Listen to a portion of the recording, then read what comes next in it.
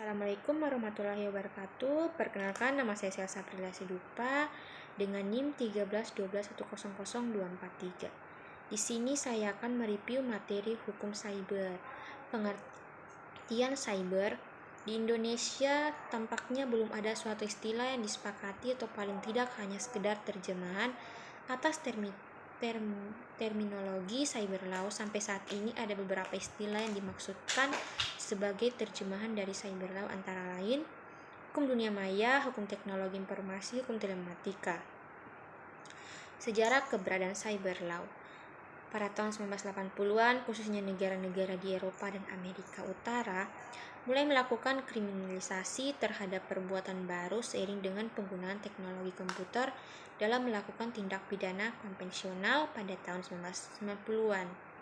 Beberapa negara di berbagai belahan dunia sudah mulai mengatur tindak pidana cyber seperti memasuki sistem komputer secara ilegal, merusak data dalam sistem komputer, dan menyebarkan virus. Pelaku tindak pidana cyber mempunyai kemampuan dan kesempatan untuk melakukan tindak pidana dari suatu negara yang akan mengakibatkan kerugian terhadap seorang di beberapa tempat di negara lain.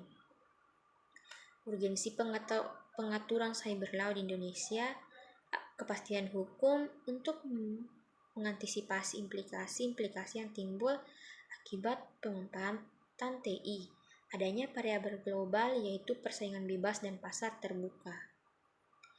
Karakteristik dari kejahatan cyber.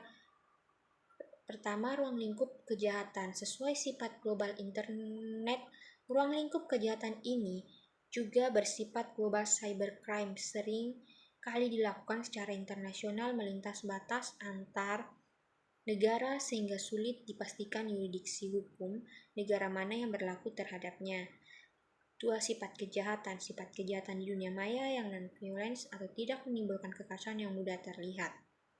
3. Pelaku kejahatan konvensional mudah diidentifikasi dan memiliki tipe tertentu, maka pelaku cybercrime bersifat lebih universal meski memiliki ciri khusus dilakukan oleh orang-orang yang menguasai penggunaan internet beserta aplikasinya. Pelaku kejahatan tersebut tidak terbatas pada usia di stereotip tertentu.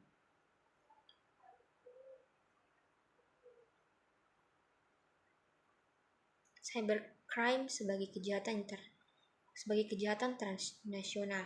Pengertian kejahatan transnasional. Cybercrime merupakan suatu kejahatan yang dapat dikatakan sebagai kejahatan baru karena kejahatan cyber memiliki karakteristik yang sangat khusus jika dibandingkan dengan kejahatan konvensional. Cybercrime memiliki ciri-ciri khusus yaitu tanpa kekerasan, sedikit melibatkan kontak fisik, menggunakan peralatan, memanfaatkan jaringan telematika (telekomunikasi, media, dan informatika global).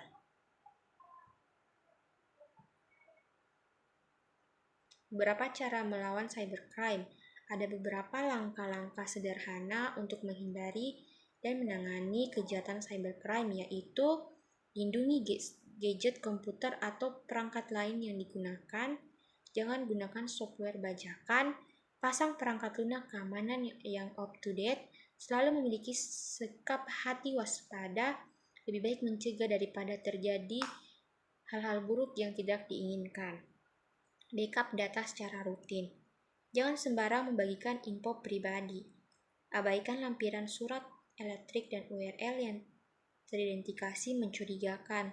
Jangan langsung tergiur oleh sesuatu hal yang menarik. Gunakan waktu untuk berpikir lebih panjang dan matang. Laporkan kepada pihak berwenang.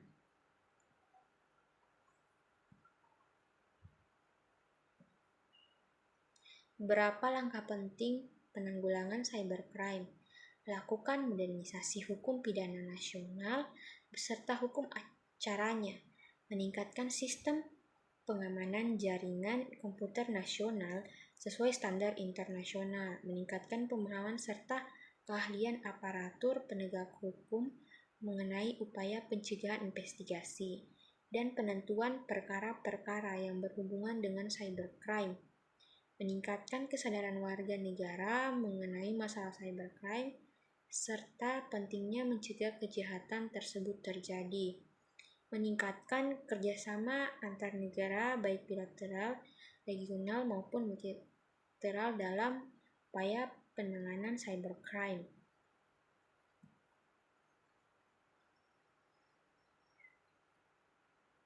Maksud sistem pembuktian menurut undang-undang secara negatif untuk mempermasalahkan seorang terdakwa diperlakukan sesuatu minimum pembuktian ditetapkan dengan undang-undang. Namun demikian, biarpun bukti bertumpuk melebihi minimum yang ditetapkan dalam undang-undang terjadi, jikalau hakim tidak berkeyakinan tentang kesalahan terdakwa, ia tidak boleh mempermasalahkan dan menghukum terdakwa tersebut. Kitab Undang-Undang Hukum KUHP sering mengatur secara limitatif mengenai alat bukti, yaitu keterangan saksi, keterangan ahli, surat petunjuk, dan keterangan terdakwa. Semua alat bukti dinyatakan sah apabila telah memenuhi persyaratan formil dan materi.